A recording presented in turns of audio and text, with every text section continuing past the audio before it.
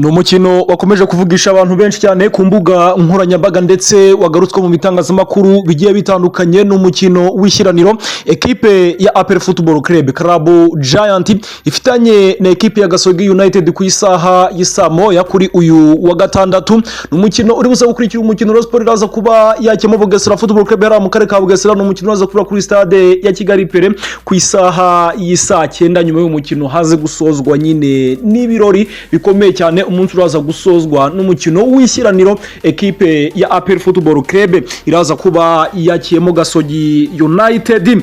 Kakoza nkuriza Chelsea umuyobozi wa ekipe ya Gasogi United yatangaje byinshi bigiye bitandukanye ndetse anagira icyo yemerera umuvugizi w'abafana b'iyi ekipe ya APR Football Club nyuma yuko nyine baraza kuba batsinzwe. Imyishyaniro byatangajwe mbere yuko uyu mukino uba gusa twebwe hano kuri KG Pro TV tugiye kugaruka ndetse tunatinde ku bakinyi 11 bashobora kuza kubanzamo kuri iyi nshuro. Ariko nanone sindi buze kwibagirwa ko muri aya makuru yacu y'imikino turaza gukomoza ku mugabane w'Uburayi tugakomoza ku bakinyi babiri Lionel Messi ndetse na Cristiano Ronaldo. Aba bose bakomeje guca uduhigo, bakomeje kwandika amateka nkaho witwa Cristiano Ronaldo yamaze kongera kuyobora urutonde rw'abakinyi ba ruhago nyine binjiza agatubutse ku isi muri rusange. Nako kandi witwa Lionel Messi nawe yaje kuba ahabwa igihembo cy'umukinyi ufite ibikombe byinshi ku isi. Ni inkuru rero iyo ikinyamakuru kimwe cyanditse ku mukinyi umwe ni ngombwa kugira ngo cyandike no ku wundi ibintu bigende neza. Ibyo byose twabibakusanyije hano kuri KG Pro TV kugira ngo tuze kuba tubabwira ngo bimeze bite. Ni igice cya update twahariye amakuru aba kugenda avugwa hara ku mugabane w'Iburayi. Ariko nyine uyu munsi turaza gutinda kuri Cristiano Ronaldo ndetse na Leo Messi. Kandi subscribe kuri KG Pro TV dukomeze tubane neza cyane, tuze kwimbika ndetse tunitse cyane kuri 11 ba ekipe ya APR Football Club bashobora kuza kubanzamo ekipe ya APR Football Club itsinda iyo bise Gasogi United kabisa. Reka amakuru yacu tuze kuyatangira kuri iyi nkuru ya Cristiano Ronaldo mbere ko twerekeza kuri Leo Messi. Rero rutahizamu wa Al Nassr na ekipe y'igihugu ya Portugal Cristiano Ronaldo yongeye gufata umwanya wa mbere mu bakinyi 10 binjiza amafaranga menshi babikesha ko bakina nyine umupira w'amaguru kuri iyi si y'Imana. Raporo rero ngaruka mwaka yashyizwe ahagaragara n'ikinyamakuru Forbes magazine. Iki ngiki murakizi cyane ni cy'umuherwe. Ni raporo yashyizwe ahagaragara muri iki cyumweru turimo. Iyi raporo rero yongeye kugaragaza ko Cristiano Ronaldo ariwe winjiza amafaranga menshi mu bakina ruhago ku isi y'Imana. Mu bakina ruhago bose tuzi niwe winjiza agatubutse, aho yinjiza asaga miliyoni 285 z'amadolari ya Leta Zunze Ubumwe za Amerika. Aya mafaranga rero arimo miliyoni 220 z'amadolari yinjiza nk'umushahara ahembwa na Al Nassr akinira muri Arabia Saudite ndetse na miliyoni 65 akura mu masoko afite yo kwamamaza. Ahangaha turavuga amafaranga akura muri ruhago, ntabwo turiho turavuga andi mafaranga ari mu zindi business uyu mukinyi afite. Forbes magazine cyangwa se ikinyamakuru cya Forbes magazine cyaje kugaragaza ko aya mafaranga menshi ngo yabayeho ku muntu ukina umupira w'amaguru uwigeze kuyarenza ni Floyd cyangwa se nyine Mayweather ni Mayweather. Uyu nguyu muramuza akina imikino y'iteramakofe, ubwo yari akina iteramakofe nyine agihitinze cyane akubita ibintu abimenagura. Uyu nguyu muramuzi cyane. Iyi raporo igaragaza ko uburyo umutungo w'abakinyi wagiye uzamuka mu myaka 10 ishize kuva mu mwaka 2014. Ronaldo nibwo yayoboye urutonde na miliyoni 73 z'amadolari ya Leta Zunze Ubumwe za Amerika. None ubu hiyongeyeho asaga miliyoni 200 z'amadolari ya Leta Zunze Ubumwe za Amerika. Uyu munyaportugal rero yayoboye uru rutonde inshuro nyinshi, aho yabaga ahanganye na Leo Messi umunya-Argentine wabaye uwa mbere mu 2019 ndetse no mu myaka yabanje nka 2018 ndetse na 2020. Muri uyu mwaka rero Lionel Messi ari ku mwanya wa kabiri na miliyoni 135 z'amadolari ya Leta Zunze Ubumwe za Amerika, aho yazamuwe cyane no kwerekeza muri Inter Miami ndetse n'amasoko yabonye kuva icyo gihe arimo gukorana na Adidas ndetse na Apple TV. Neymar rero kuri ubu ngubu ukinira Al Hilal ari ku mwanya wa gatatu na miliyoni 110 z'amadolari ya Leta Zunze Ubumwe za Amerika, aho akurikiwe na Karim Benzema, aho uyu nguyu nyine abona miliyoni 140 z'amadolari ya Leta Zunze Ubumwe za Amerika, ntabwo 140 Karim Benzema we akaba abona miliyoni rwose zigera kuri 104. Karim Benzema abona miliyoni 104 kabisa, Neymar akabona 110. Uyu Karim Benzema ubu ngubu nawe ariho arakinira Al Ittihad yahara muri Arabia Saudite. Reka turekeze kuri Kylian Mbappé rero uheruka kugera ku nzozi ze zo gukina ikipe ya Real Madrid. Uyu musore ari ku mwanya wa gatanu na miliyoni 90 z'amadolari Leta Zunze Ubumwe za Amerika. Andi mazina arimo ni nka Erling Haaland wa Manchester City cyangwa se Man City mu mpine, winjije miliyoni 30 z'amadolari, ndetse na Vinicius Junior wa Real Madrid winjije miliyoni 55 z'amadolari Leta Zunze Ubumwe za Amerika. Urutonde rw'abakinnyi binjije agatubutse tugarukiye ku mwanya wa gatanu, ndetse Erling Haaland ni uri ku mwanya wa gatandatu. Uyu ni umunyanorvege w'imyaka 24 akinira Manchester City nakubye amafaranga yinjije.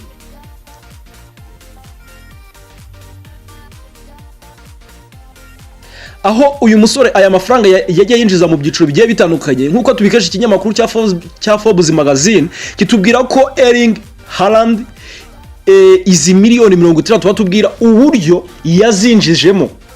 Hari miliyoni 46 yinjije ziturutse mu kibuga, ndetse na miliyoni 14 z'amadolari yakuye hanze y'ikibuga.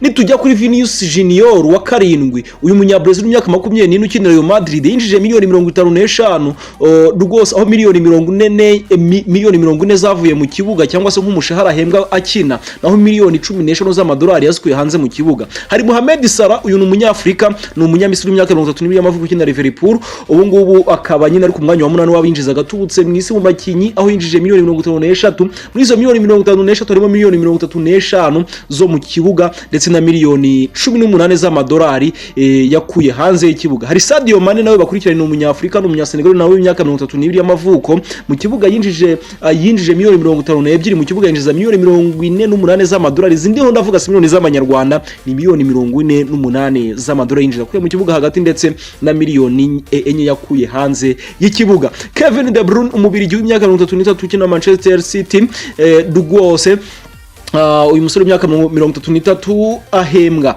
miliyoni 39 rwose, aho miliyoni 35 azikura mu kibuga, miliyoni 4 akazikura hanze y'ikibuga mu yandi masoko aba yabonye iyo kwamamaza. Ariko hagati aho ntabwo nakubye Cristiano Ronaldo ngo ayo mafaranga agabwe mu bihe bice. Uyu munyaportugal w'imyaka 39 rukinira Al Nassr yinjiza miliyoni 245 z'amadolari ya Leta Zunze Ubumwe za Amerika, miliyoni 220 z'amadolari ziva mu kibuga, naho miliyoni 35 z'amadolari ziva hanze y'ikibuga. Kuri Leo Messi uyu munyargentine w'imyaka 37 y'amavuko akinira Inter Miami yinjiza miliyoni 135 nkuko nabibabyere ku mwanya wa kabiri, miliyoni 60 azinjiza nyine ni ziva mu kibuga. Uyu nguyu yatandukaniye n'abandi, miliyoni 75 z'amadolari nizo akura hanze y'ikibuga mu yandi masoko afite hanze y'ikibuga yo kwamamaza, arenga kimwe cya kabiri cy'umushahara ahembwa yose ayakura hanze y'ikibuga, ntabwo yakura mu kibuga. Ni ngutyo bimeze kabisa. Uru rutonde tuzagenda turwitsaho mu biganiro byacu bizagenda bikurikira, tuza kuba tubabwira ngo bimeze biti. Reka nanone twerekeze kuri Lionel Messi. Ntabwo wavuga Cristiano Ronaldo ko yanditse kuyaciye agahigo, ntuvuge no kuri Leo Messi. N'umunyargentine rero Lionel Messi yaje kubashyikirizwa igihembo cy'umukinyi wa mbere w'umupira w'amaguru ku isi ufite ibikombe byinshi, yahawe n'ikinyamakuru cyitwa Marca. Rero ni igihembo yashikirijwe cyangwa se aje kuba gihabwa ku munsi wo kuwa kane ku munsi wa tariki ya 17 Ukwakira 2024 aho ari kubarizwa hara muri Leta Zunze Ubumwe za Amerika. Nyine yaje kuba agihabwa n'umuyobozi w'Amerika witwa Juan Ignacio Garrado, n'umuyobozi mukuru wa Inter Miami. Akimara rero gufata iki gihembo, rutahizamu yavuze ko ari ibintu aha agaciro cyane kuko yagihawe n'ikigo yishimira cyane. Nyine ngo ikigo cyagize uruhare mu iterambere rye ubwo yari muri Espagne. Yagize ati mfite umubano ukomeye na Marca, bari bazi icyo bakora bajya guhitamo umunya-Argentine cyangwa umunya-Catalonia, aho hombi ni iwacu. Iyo mpari mba numva meze neza, ariko uyu munsi ndi ahandi nishimira cyane. Ni ijambo ryuje ubwenge cyane. Messi kandi yongeyeho ko ibikombe amaze kweguka nawe ubwe atajya apfa kubyibuka umubare ngo kuko atabasha kubibara, ariko cyane cyane ibihembo yatwaraga ku giti cye akaba ari byo yibagiwe. Rero mu bihembo bikomeye Messi yatwaye harimo Ballon d'Or 8, ari nawe ufite nyinshi cyane kabisa. Hakaba igikombe cy'isi yatwaranye na Argentine cya 2022. Ibihembo byose rero hamwe afite ibirenga 120. Ibyo ni bizwi umubare. Iki gikombe cy'isi yatwaye nicyo cyahise nyine kimugira umutsinzi ko bigoranye cyane ko hari undi wazaza kumuhiga muri iyi myaka ya vuba. Reka ku mugabane w'Iburayi rero duhite tuhava ngurutyo twigarukire hano iwacu mu Rwanda, twivire muri izo za update. Reka mpere kuri iyi nkuru aho rwose Kenisi yaje kugira ngo avuga ko umukino afitanye na APR Football Club kuri uyu wa gatandatu. Yavuze ati uyu mukino APR Football Club nidatsindwa ibitego 2-1 wowe Jangwani nguhaye uruhushya cyangwa se green card yo kujya muri One for the Lord ukarya ukwezi kose ku buntu. Kenisi yatangaje cyane. Tujya muri equipe ya APR Football Club bitujyanamo, wenda reka bariho duhera iyi update ndibuze kuyijyaho, ariko reka mbanze nkubwire se head to head ku mpande zombi byibuze mu mikino 7 aya ma equipe amaze gukina bimeze bite. Muri iyi mikino rero, muri iyi mikino 7 twagerageje kubarura cyangwa se kwegeranya hano kuri KG Pro TV. Muri iyi mikino 7 rwose Gasogi United ntabwo iratsinda mbere mu equipe ya APR Football Club muri match 7 ziherutse za shampiyona, aho muri izi match 7 bafitemo equipe ya APR yatsinzemo inshuro 3, banganya inshuro 4, ndetse equipe ya APR itsinda Gasogi ibitego 8 mu gihe Gasogi yatsinze APR ibitego 3 byonyine. Hano umwana araza gukubitwa nk'agahinja. Reka twe twite tuba updatinga tujya kuri 11. Nkubwire ko bamwe mu bagize komite nyobozi ya Kiyovu Sport ndetse n'abakunzi b'iyi equipe ku mugoroba wo kuri uyu wa gatanu ubwo twakuraga iyi nkuru, byari biteganyijwe ko rwose nyine byari biteganyijwe ko hari bagiye gukora inama cyangwa se ko bari mu nama atayebwo twakuraga iyi nkuru. Inama byavugwaga ko bayirimo. Amakuru dukura kuri source zacu zatwemezaga ko komite nyobozi ya Kiyovu Sport iri gukora inama igamije gusangira amakuru akomeye cyane ndetse no kurebera hamwe ibibazo biri muri iyi equipe nuko byakemuka. Perezida wa Kiyovu Sport Nkurunziza David we ntabwo ngo ari mu bitabiriye inama, niyo makuru atugeraho aka kanya ngo kuko yamaze gusubira hara mu gihugu cya Canada. Uribaza ngo hazaza ha Kiyovu Sport na hahe. Reka twinjire muri Club Giant kabisa, harimo byinshi bigiye bitandukanye. Nukwitsa kuri uyu mukino ko twebwe twimanukira na 11 first 11 bagomba kubanzamo nta gihindutse bigendanye n'imyitozo ya nyuma yakozwe kuri uyu wa gatanu. Witwa Mamadusi ya postinga abwira abakunzi b'iyi equipe muri rusange ko ahagurutse hari iwabo muri Mauritania aza hano mu Rwanda kwitegura umukino wa Gasogi United. Iri rero dore uko 11 bashobora kuza kubanza nuko bari buze kuba bapanze. Hari Pavel Inzira mwizamu, yari mu myitozo ameze neza cyane. Nimero itatu mu mugongo niyo mugabo Claude capitaine. Byiringiro Gilbert araza kuba afunzemo cyane hariya muri defense. Chibimana Nusu ndetse na Nige na Clement baraza kuba bameze neza cyane kabisa hariya muri axe. Turaza mu kibuga hagati araza kuba hagazemo abasore batatu Nibizi, Ramdan, Tadeo Ruwanga ndetse na Seidu Dauda Yusuf. Hari Ramine Ba, ubwo ngiye kubatahizamu hano ngiye sinshaka ngo muze gushiramo abanyarwanda, nshaka nubwo Mugisha Gilbert yigaragaje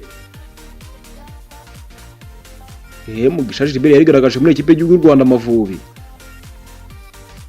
Hanga nshobora kuba namuzana nkamunyuza ku ruhande rumwe, ariko uwitwa Ramine Ba ameze neza cyane uruhande rumwe. Ruboneka Jean Bosco hariya kuri pointe ndahashaka Victor Mbawamacukwemeka, kuko ntabwo wafata Mamadusi uvuye mu munaniro w'indege urugendo na ekipe y'igihugu ngo uhite umubanza mu bukoze mahajabu. Byibuze uyu Victor Mbawamacukwemeka yabanzamo, noneho uwitwa Mamadusi akaza kuba musimbura, byibuze akaza kuba yahabwa nk'iminota 8 ya nyuma